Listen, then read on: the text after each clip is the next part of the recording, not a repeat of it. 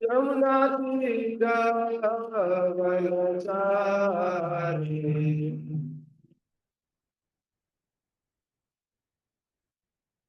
जय राधा रस बिहारी जय कुंज बिहारी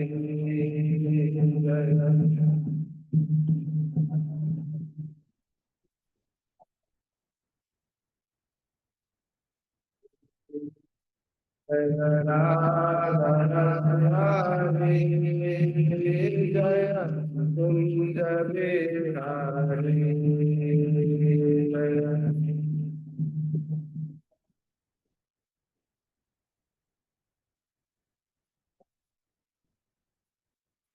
जय गोपीजन गिरिवरधारी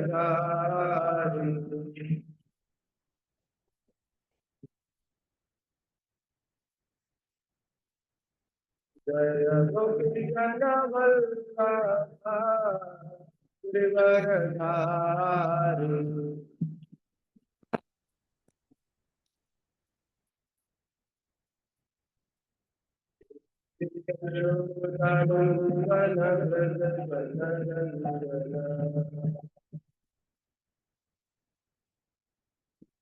यशोदनंदन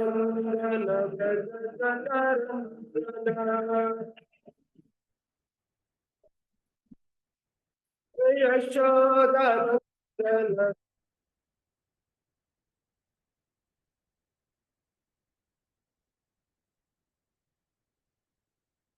No, no.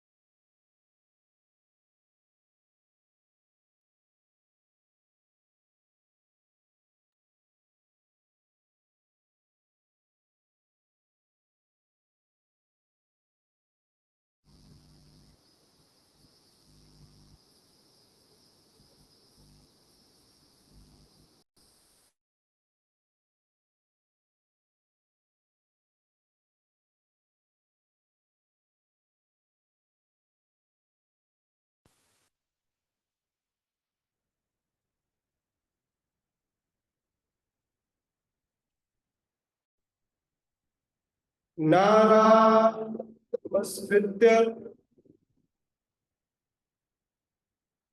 नरं चैव नरोत्तमं देवीं सरस्वतीं व्यासं ततो जयमुदीरये। नष्टप्रायेषु अभद्रेषु नित्यं भागवत सेवया भगवते उत्तम श्लोके भक्तिर्भवति नैष्ठिके। कृष्णाय वासुदेवाय देवकी नंदनाय च नंदगोपकुमाराय गोविंदाय नमो नमः। श्रीमद्भागवतम चतुर्थ स्कंद अध्याय 6 श्लोक संख्या 32।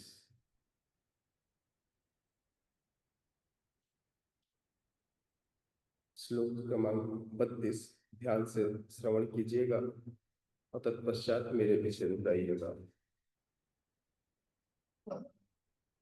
इस अध्याय का शीर्षक है ब्रह्मा जी द्वारा शिव जी को मनाना। सयोजन सतुत्सेधः पादो नवेट पायतः पर्यक्कृताचलयाक्षो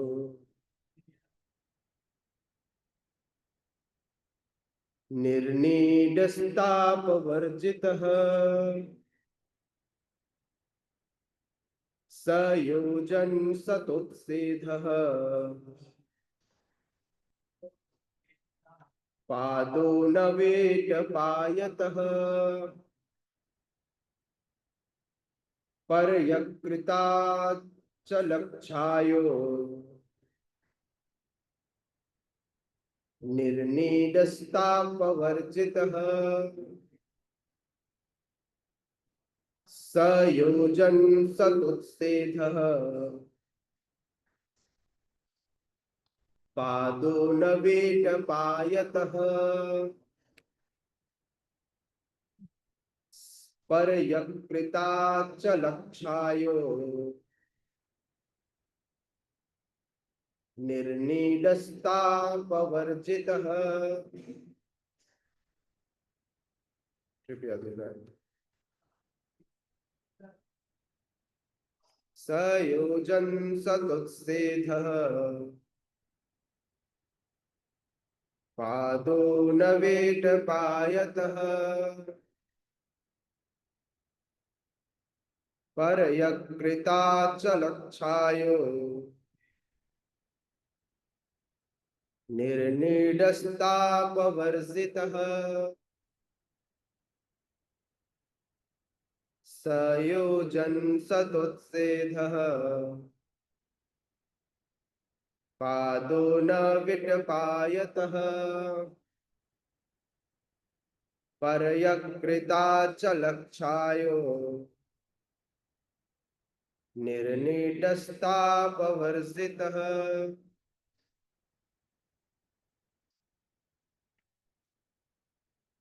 सयोजन सतुत्सेधः पादो नवेट पायतः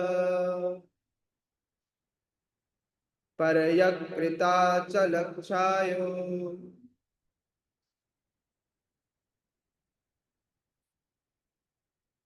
निर्नीडस्तापवर्जितः। शब्दार्थ, अनुवाद एवं तात्पर्य। हिज डिवाइन ग्रेस अभय चरणारविंद भक्ति वेदांत स्वामी श्रील प्रभुपाद जी के द्वारा जगत गुरु श्रील प्रभुपाद की।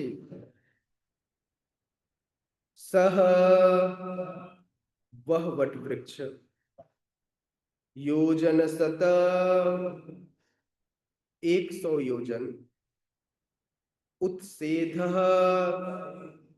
ऊंचाई पाद उन 1/4 से कम विटप शाखाओं से आयतः फैला हुआ परयक चारों ओर कृत बना हुआ अचल स्थिर छायः छाया निर्निडः बिना घोंसलों का तापवर्जितः ताप रहित गर्मी से रहित वह वट वृक्ष 800 मील ऊंचा था और उसकी शाखाएं चारों ओर से 600 मील तक फैली थी। उसकी मनोहर छाया से सतत शीतलता छाई थी, तो भी पक्षियों की गूंज सुनाई पड़ रही थी।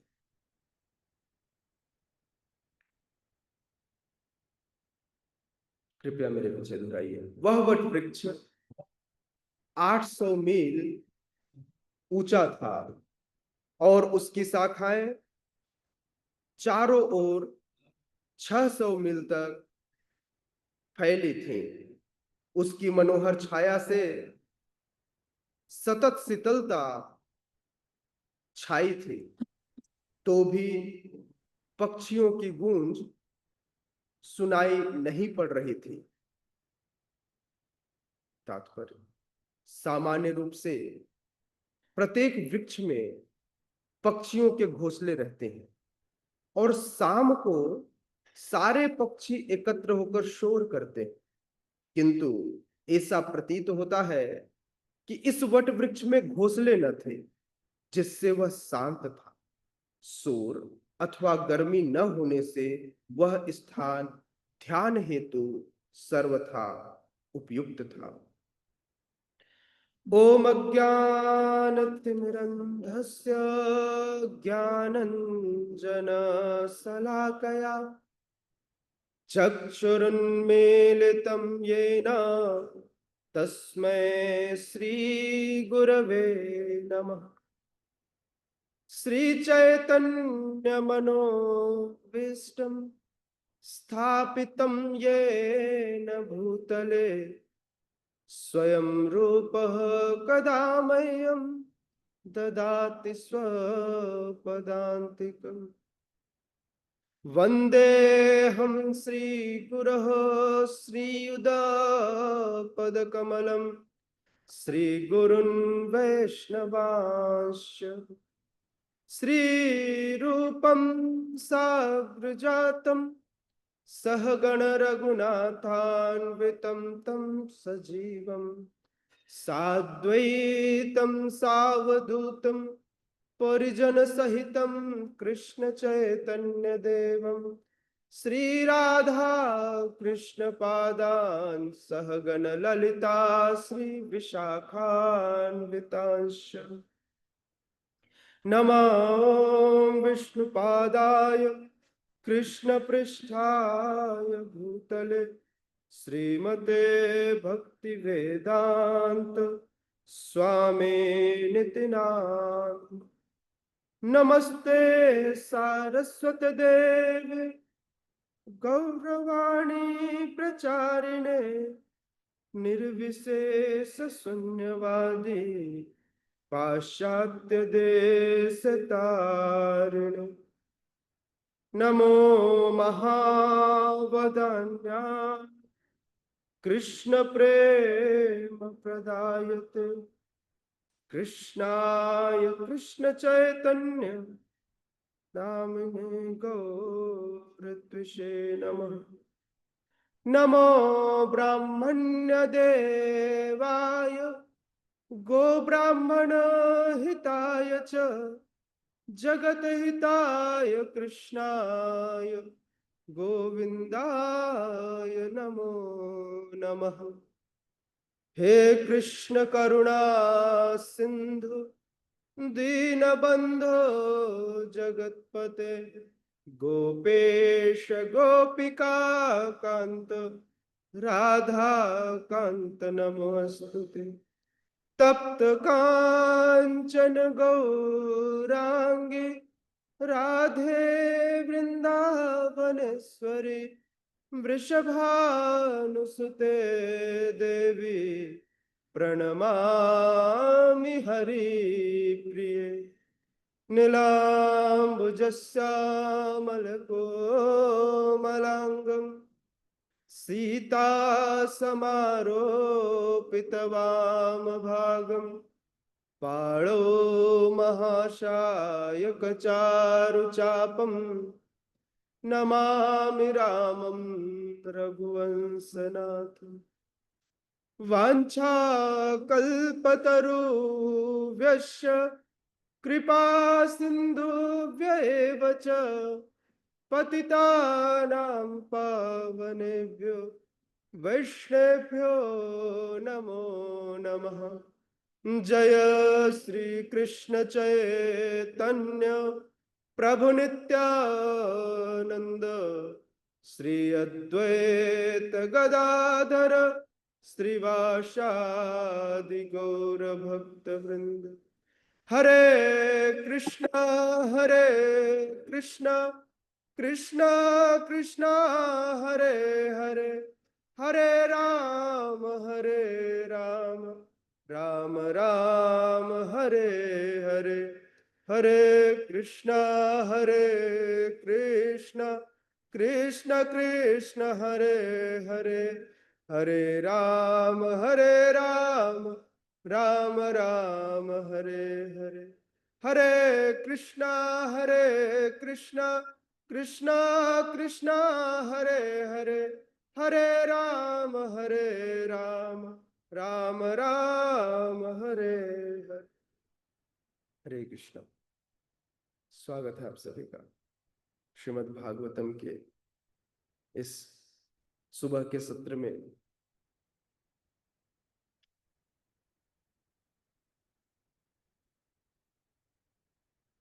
इस अध्याय में ब्रह्मा जी समस्त देवगणों के साथ शिव जी को मनाने गए हुए हैं ताकि शिव जी ने एक ऑपरेशन चलाया है, दक्ष यज्ञ विध्वंस ऑपरेशन। मोदी जी सिंदूर ऑपरेशन चलाते हैं, ये सिंदूर की लाज रख रहे हैं। कौन? शिव जी। क्योंकि अपने सिंदूर के लिए सती देवी ने अपना देह त्याग किया, तो इसलिए एक विशेष ऑपरेशन चलाया जा रहा है। कौन सा ऑपरेशन? दक्ष यज्ञ विध्वंस ऑपरेशन, जिसके लिए उन्होंने अपने ही एक अंश वीरभद्र को प्रकट किया है। और इस वीरभद्र ने यज्ञ के उस बेला में केवल विघ्न न डाला, वरन राजा दक्ष का सिर काट दिया। और राजा दक्ष के सिर काटते ही अलग अलग भृगु मुनि की दाढ़ी नोच दी। दाढ़ी बढ़िया, बड़े बड़े दाढ़ी थे, आधी दाढ़ी नोच दी। किसी के दांत तोड़ दिए, किसी के एक आंख निकाल ली, अब वो आंख ही नहीं है। किसी के कान काट दिए, किसी के नाक काट दिए। तो इस प्रकार से उस जितने लोग शिव जी के अनुचरों को देखकर चिढ़ा रहे थे कि इनके अनुचर भूत प्रेत आदि होते हैं, अब सबकी स्थिति वैसी ही थी। कोई कहीं से अपंग था, कोई कहीं से अपंग था। लेकिन सामाजिक दृष्टिकोण से यह ठीक न था। हर यज्ञ का, हर यज्ञ जो राजा के द्वारा किया जाता है और राजा अपनी प्रजा की कुशलता है, तो इस यज्ञ से भी प्रजा का कुशल क्षेम छुपा हुआ था। इसलिए ब्रह्मा आदि समस्त देवताओं ने शिव जी को जाकर मनाने का निश्चय किया, ताकि पुनः इस यज्ञ के पूर्ण होने को सुनिश्चित किया जा सके।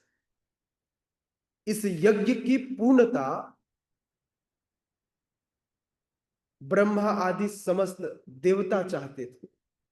हाँ, जो भी इस यज्ञ में कमी थी, उस कमी को पूरा किया जावे।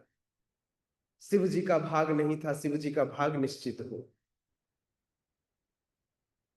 समस्त देवी देवताओं द्वारा शिव जी को वह सम्मान दिया जावे। वैसे ही मैं करने वाला जो दक्ष था, उसका अब सिर निकल चुका था, मैं निकल चुका था, अब मैं था नहीं उसके पास।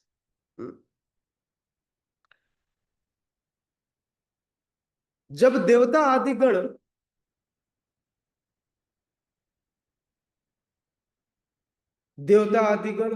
ब्रह्मा जी के साथ अपने अपने विमानों में बैठकर अपनी पत्नियों सहित जब कैलाश पर्वत पहुंचे, तो कैलाश पर्वत की अद्भुत दृश्य को देखकर, अद्भुत छटा की देखकर, वहां के सौंदर्य को देखकर वे हतप्रद रहे। उन्हें लगा कि हमारा स्वर्ग तो इस कैलाश के सामने कुछ नहीं। राजा दक्ष को लगता था मेरी पुत्री जंगलों में, पहाड़ों पर जाकर रहती, लेकिन इस कैलाश की जो सुंदरता थी, वह सुंदरता सबको सबको विमोहित करने वाली थी। सबको अपने स्वर्ग के सरोवरों की उस छटा को भूल कैलाश के सरोवरों में आकर देवतागण अपनी पत्नियों के साथ अटखेलियां करने लगे, जल विहार करने लगे।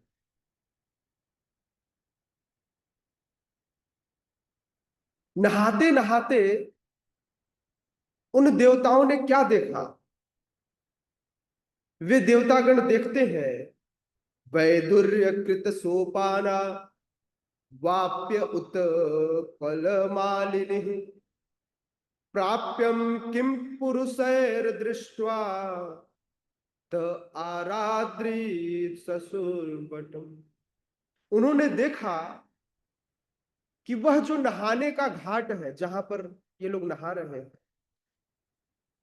उनकी सीढ़ियां सामान्य पत्थरों से नहीं बनी हुई, उनकी सीढ़ी बनी है वैदुर्य मणि से।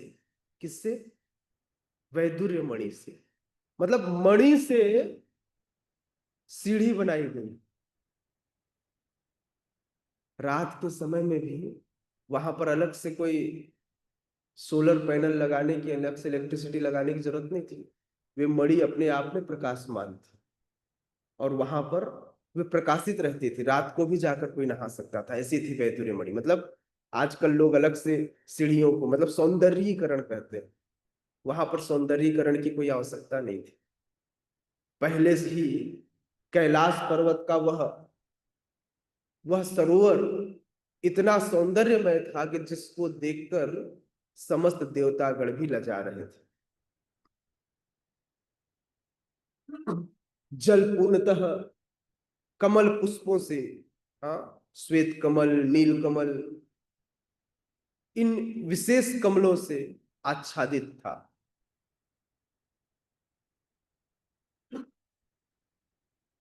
तभी स्नान ध्यान आदि करके अपनी पत्नियों के साथ विहार करके देवतागण जब आगे बढ़े, तो उन्होंने देखा यह सौंदर्य तो, हम तो केवल एक सरोवर में नहाए, यह सौंदर्य तो कैलाश का बढ़ता ही जा रहा है। एक से बढ़कर एक झील थे वहां नहाने हेतु, विहार करने हेतु। आजकल के लोगों के हिसाब से सोचा जाए तो पिकनिक मनाने के लिए। वन भोजित। हाँ, सरोवरों की कोई कमी नहीं, ऐसे झील जहां पर कोई चाहे तो जीवन पर्यंत रह सके। जब आगे बढ़े तो उन्होंने एक विशाल वट वृक्ष देखा। क्या देखा? विशाल वट वृक्ष। अब ध्यान से देखिए, मैं इस वट वृक्ष का वर्णन करता हूं, जो वर्णन मैत्रेय मुनि विदुर जी के सामने कर रहे हैं और सुखदेव गोस्वामी ने जैसे परीक्षित महाराज को सुनाया। इस वट वृक्ष का हम वर्णन सुनेंगे। शायद हम सबके लिए बड़ा अद्भुत हो, या हम सबकी सोच, हम सबकी कल्पना से यह परे हो। कहते हैं, सयोजन सतोत्सेध पादो नवीट पायतः परयकृता चलक्षायु निर्नीडस्ताप वर्जितः।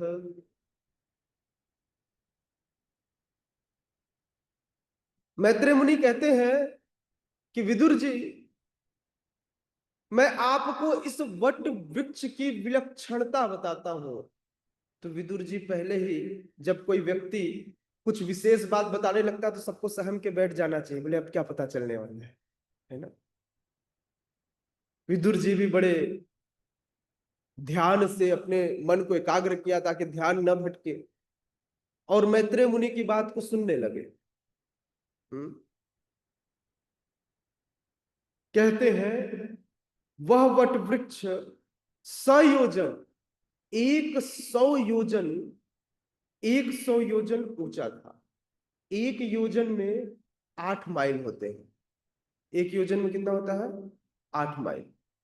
800 योजन वह ऊंचा था। कितना योजन? 800 योजन। 1 माइल में कितने किलोमीटर होते हैं? हाँ, 3 किलोमीटर। एक माइल में 3 किलोमीटर, कितना? 3 किलोमीटर। तो 24, 8 3 24, 2400 किलोमीटर हाइट थी उस वट वृक्ष की। कितना? 2400 किलोमीटर। एक ऐसा वट वृक्ष जो 2400 किलोमीटर ऊंचा है। और इसकी जो शाखाएं हैं, जो छाया प्रदान कर रही हैं, इसकी शाखाएं कितनी फैली हुई हैं? तो इसकी शाखाएं हैं 600 मील की। हाँ, 60 योजन की इसकी छाया है, मतलब चौड़ाई जो है 60 है। इसको ऐसा समझ सकते हैं कि इसका जो डाया है, अगर इसने गोल डाया बनाया है तो गोल डाया इसका कितना है? डायमीटर इसका है 60 माइल का। मतलब 1800 किलोमीटर का इसका डायमीटर है, व्यास।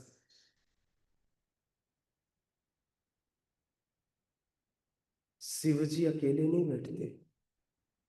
शिव, अच्छा, इस वट वृक्ष की विशेषता यह है कि यह इतना घना है कि, इतना घना है कि इसके अंदर कोई प्रकाश अलग से प्रवेश नहीं कर पाता। इवन दो पानी, जब बारिश होती है तो पानी भी इसके पत्तों के बीच से प्रवेश नहीं करता। यह पूर्णतः छाया युक्त है। हाँ? जिस पेड़ पर पक्षियों के घोंसले होते हैं, उस पेड़ पर से पक्षी जब अपना मल त्याग करते हैं तो नीचे बैठा हुआ स्थान अशुद्ध हो जाता है। तो इस इतने विशाल काय वट वृक्ष में एक भी घोंसले न थे। भगवान जगन्नाथ का जब नव कलेवर होता है तो जिस वृक्ष जिस नीम के वृक्ष से उनका नवीन शरीर तैयार होता है, नए विग्रह तैयार होते हैं, उस वृक्ष की भी बड़ी विशेषता है। उस वृक्ष पर कभी कोई पक्षी नहीं बैठता, उसमें कोई छिद्र नहीं होता, किसी भी पशु पक्षी के द्वारा अस्पृश्य होता है, मतलब स्पर्श किया हुआ नहीं होता। वह तुलसी के से घिरा हुआ होता है, उस पर कुछ विशेष चिन्ह शंख चक्र गदा पद्म आदि अंकित होते हैं। इस प्रकार से इन सारे, और भी कई सारी चीजें, मैंने कुछ चीजें बताई, इन सारी परिस्थितियों के साथ जो नीम का, काले काले नीम का है ना, तमाल कलर का है ना, जो काला नीम होता है, सफेद नीम नहीं, काले नीम का जो वृक्ष होता है, उसी वृक्ष से जगन्नाथ जी का शरीर बनाया जाता है। उसी प्रकार से अलग अलग विशेषता, बलराम जी के लिए जो दारू ब्रह्म होता है उसका अलग विशेषता, और सुभद्रा महारानी के लिए जो वृक्ष होता है उसकी भी अलग अलग विशेषताएं।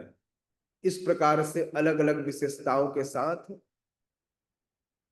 ये वृक्ष होते हैं, जिनसे उनका नवकलेवर होता है। उसी प्रकार से कैलाश पर्वत में स्थित यह वट वृक्ष, यह वट वृक्ष बड़ा विशेष है, क्योंकि इस वट वृक्ष के नीचे एक साथ, अच्छा आप कल्पना कीजिए, जब हम बात करते हैं 2400 किलोमीटर की, तो कितने लोग इस वट वृक्ष के नीचे बैठ सकते हैं? कल्पना नहीं कर सकते। पूरा रायपुर नहीं, पूरा छत्तीसगढ़ ही सही, ऐसे 3 छत्तीसगढ़ को मिला दीजिए तो उसके लोग, मतलब करोड़ों लोग। इसका मतलब सौनक आदि ऋषि आज भी शिव जी के पास जाकर करोड़ों की संख्या में एक साथ बैठकर कथा करते हैं इसी वट वृक्ष के नीचे। श्रीमद् भागवत कथा रोज चलती है, हाँ वक्ता चेंज हो जाता है। कभी वक्ता, जैसे आपने देखा होगा कि कभी इस व्यास आसन से कोई कथा करता है, कभी कोई कथा करता है, उसी प्रकार से कभी कथा शिव जी करते हैं, कभी सनत कुमार में से किसी एक कुमार को कहते हैं आप कथा करो मैं सुनूंगा, और इस प्रकार से रोज वक्ता चल। मूल चीज है कथा होनी चाहिए, कौन वक्ता है और कौन श्रोता है इससे कोई फर्क नहीं पड़ता। कथा होगा, एक कहेगा और बाकी सब सुनेंगे। तो इसी प्रकार से कैलाश पर्वत पर सौनक आदि ऋषि कभी भी पहुंच जाते हैं और शिव जी के साथ बैठकर इसी श्रीमद् भागवत कथा का वर्णन करते हैं, भगवान की लीलाओं का गुणगान करते हैं।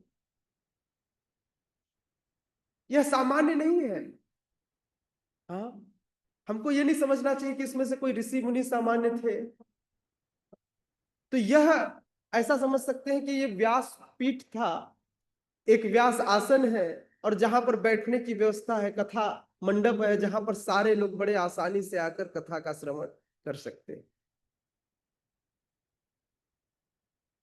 यह वट वृक्ष इतना शांत था कि वट वृक्ष में इस वट वृक्ष में लोग सोचते कि हम यहां पर ध्यान करने आए। व्यक्ति ध्यान करने के लिए कोई शांत जगह ढूंढता है, जैसे सुबह सुबह आप सब मेडिटेशन करते हैं, जप करते हैं, तो सोचते हैं कोई शांति प्रिय जगह हो, तुलसी महारानी वहां पर विराजित हो और हम बैठ करके बड़े एकाग्रता के साथ नाम जप करें। तो ध्यान करने के लिए सर्वथा उपयुक्त यह जगह, सर्वथा उपयुक्त यह जगह, यह कैलाश पर्वत का, यह वट वृक्ष का वह स्थान। सोचिए कैलाश पर्वत का एक स्थान इतना बड़ा है, तो कैलाश पर्वत कितना बड़ा हो। सिर्फ एक वट वृक्ष की हम बात कर रहे हैं, जिसकी छाया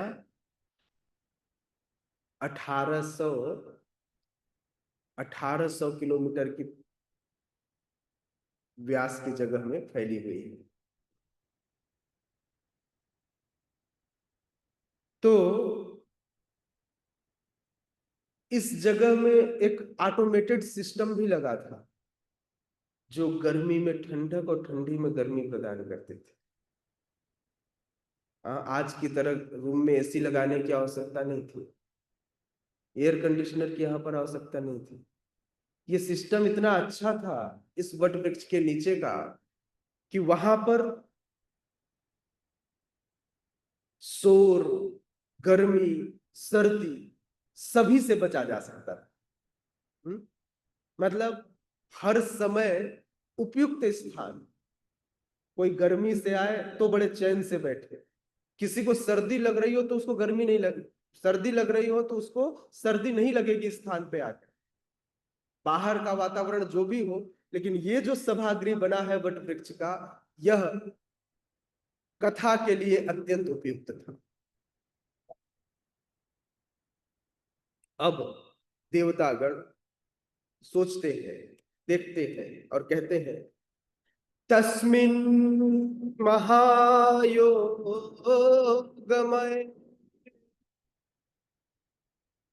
मुमुक्षु शरणे सुरः ददृशु शिवमासिनं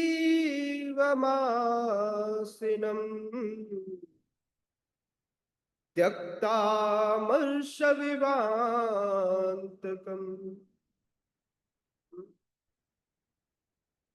देवताओं ने शिव जी को, जो समस्त योगियों को सिद्धि, कोई भी ऐसा योगी हो कोई भी सिद्धि देने में समर्थ है। आप देखिए शिव जी ने जिसको जो सिद्धि चाहिए दे दिया। अगर कोई तपस्या करता है, योगी है, तो अपने उसके योग से प्रसन्न हो शिव जी उसको समस्त सिद्धि प्रदान करते हैं। लेकिन शिव जी का मूल कार्य है समस्त मानव समाज का उद्धार करना, और शिव जी इसमें पूर्ण सक्षम है। यदि कोई भी मनुष्य उनके समक्ष समाज कल्याण के लिए जाता तो शिव जी बड़े प्रसन्न होते। कोई शिव जी के समक्ष समाज कल्याण की बात करता, क्या रोटी कपड़ा मकान की? नहीं नहीं, ये तो मूर्खता है कि शिव जी से जाकर कोई रोटी कपड़ा मकान मांगे। मतलब आप सोचो, ये वही वाली बात हो गई कि बलि महाराज वामन देव से कहते, अरे अरे ब्राह्मण बालक, मैं राजा हूं, मैं बलि हूं, और तू मुझसे बस 3 पग भूमि मांगता है? कुछ तो बुद्धिमानी वाला काम कर। अगर आप सही संदर्भ में देखें तो एक छोटे से ब्राह्मण बालक का पग इतना छोटा छोटा, और उसमें 3 पग भूमि का कोई क्या कर लेगा? वो अलग बात है कि भगवान ने बलि महाराज के साथ विशेष प्रकार का न्याय किया। अन्याय नहीं किया, क्या किया? न्याय किया।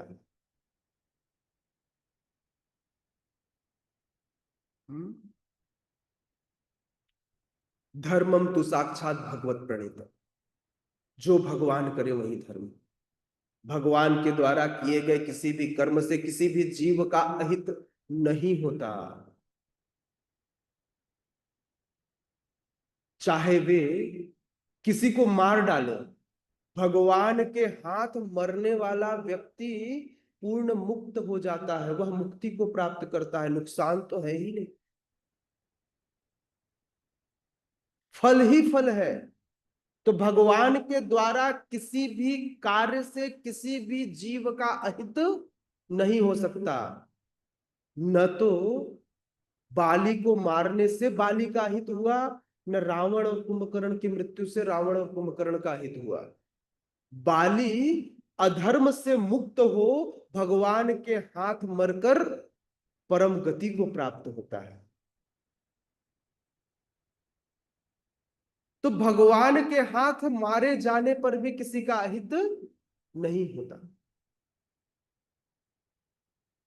तो इसलिए ये बिल्कुल ऐसा ही हो गया कि कोई शिव जी के समक्ष जाकर धन की, पुत्र की, पति की कामना करे, मूर्खता है। इस भौतिक संसार में भौतिक सुखों को शिव जी से मांगना, इससे बड़ा कोई मूर्खता नहीं। शिव जी वो है जो समस्त मानवों का कल्याण ऐसे कर सकते, चुटकी बजाते।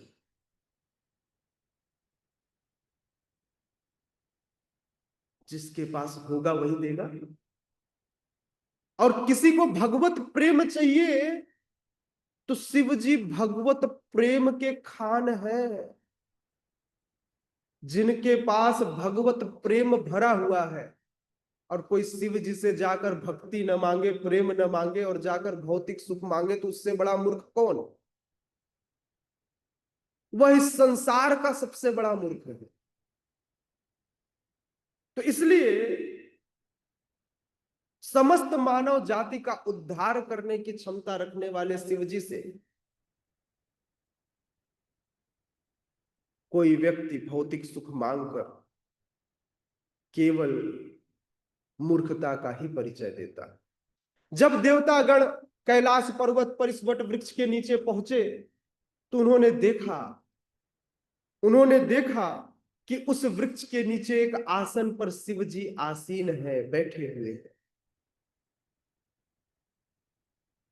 शिव जी, ऐसा नहीं था कि शिव जी ने वहां वीरभद्र को भेजकर अब यहां अभी भी क्रोध में बैठे ऊँघ रहे हो, क्रोध में उनकी सांसें चल, नहीं।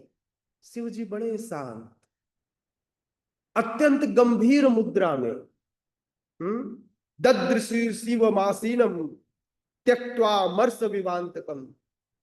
शिव जी बड़े गंभीर मुद्रा में बैठे हुए, ऐसा लग रहा था एक शांत साधु, समस्त क्रोधों को त्याग, इस संसार के समस्त बुराइयों से दूर एक साधु बैठा है, जो बड़े गंभीर मुद्रा में दिख रहे थे। मतलब कोई नाराजगी नहीं, कोई क्रोध नहीं, ऐसे शिव जी। सारे सारे लोग सोच रहे थे शिव जी के पास जाएंगे, पहले तो शिव जी खूब डांटेंगे, हाँ, पहले हम लोगों को धोएंगे, बाद में हमारी बात सुनेंगे। लेकिन यहां आने के बाद तो सारा कुछ अलग ही था। हाँ,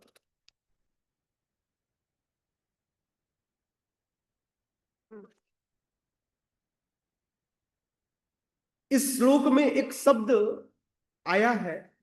इस श्लोक में, श्लोक क्रमांक 33 में कहते हैं, तस्मिन महायोगमय। योग का अर्थ होता है, योग का अर्थ होता है जो व्यक्ति भगवान, पूर्ण पुरुषोत्तम भगवान के साथ अपने आप को जोड़ने की प्रक्रिया में लगा हो, उसे योग कहते हैं। महायोग, शिव जी को महायोगी कहा जा रहा है, अर्थात जो केवल पूर्ण पुरुषोत्तम भगवान श्री कृष्ण के भक्तिमय सेवा में जो हमेशा तल्लीन रहे, ऐसे व्यक्ति को कहते हैं महायोगी। और शिव जी से बड़ा महायोगी इस संसार में कोई और नहीं। शिव जी को महायोगी कह रहे हैं कौन? मैत्रेय मुनि।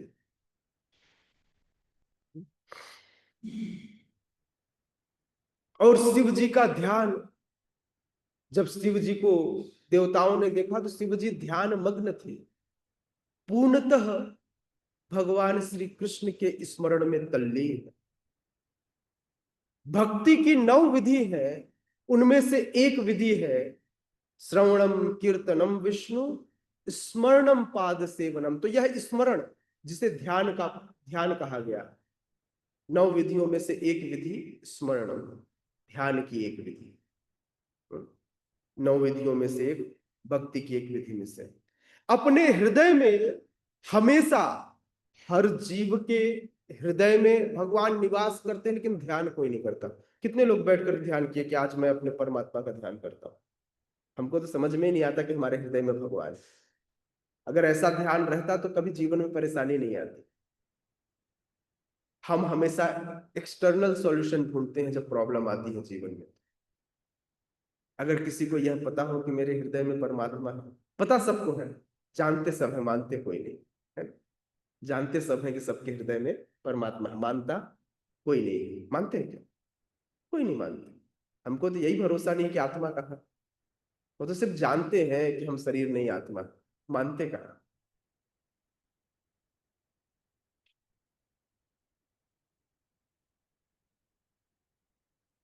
तो शिव जी जैसे महायोगी अपने हृदय में भगवान के स्मरण को धारण किए हुए,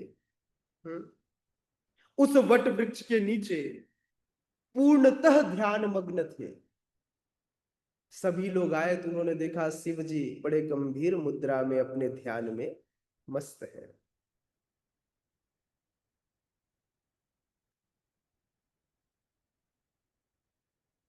जब भी महाशब्द यूज हो कहीं पर तो यह महाशब्द निकलता है महत से, और महत का मतलब होता है बड़ी संख्या को प्रयोग करने के लिए, अधिक संख्या को प्रयोग करने के लिए महत या महा का प्रयोग किया जाता है।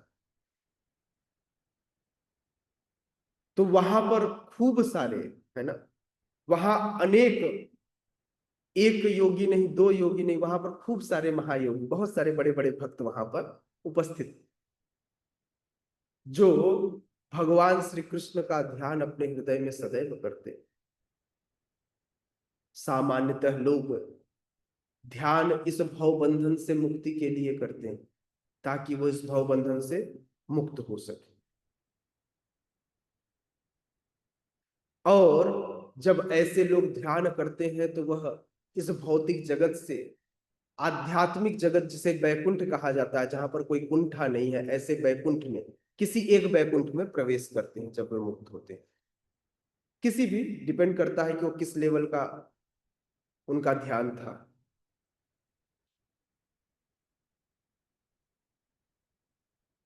मुक्ति का दो अर्थ है। एक अर्थ है भव बंधन से मुक्ति, लेकिन दूसरा अर्थ हमारे आचार्यगण बताते हैं कि मुक्ति अर्थात अज्ञानता से मुक्ति।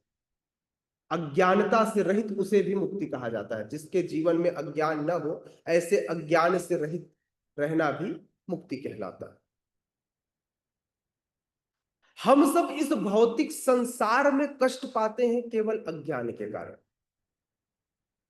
अगर अज्ञान से मुक्ति मिल जाए, हमारा अज्ञान छट जाए, तो हम इस भव संसार में कष्ट नहीं पाएंगे। कष्ट क्यों होता है? अज्ञानता के। हम इस भव बंधन में क्यों हैं? अज्ञानता के कारण।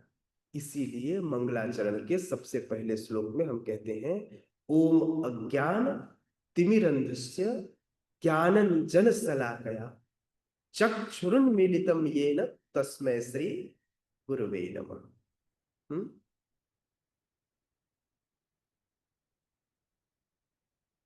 श्रील प्रभुपाद कहते हैं कि जब तक हम देहात्म बुद्धि में फंसे रहेंगे, तब तक हमको यह भौतिक जगत का कष्ट सताता रहेगा।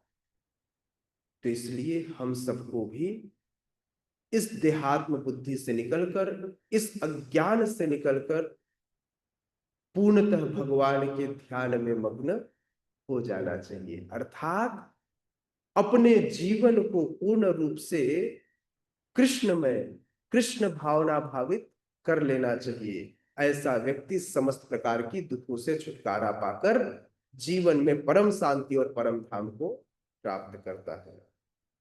कल हम श्रवण करेंगे कि कैसे भगवान शिव के पास पहुंचकर कुबेर, इंद्र, ब्रह्मा आदि देवताओं ने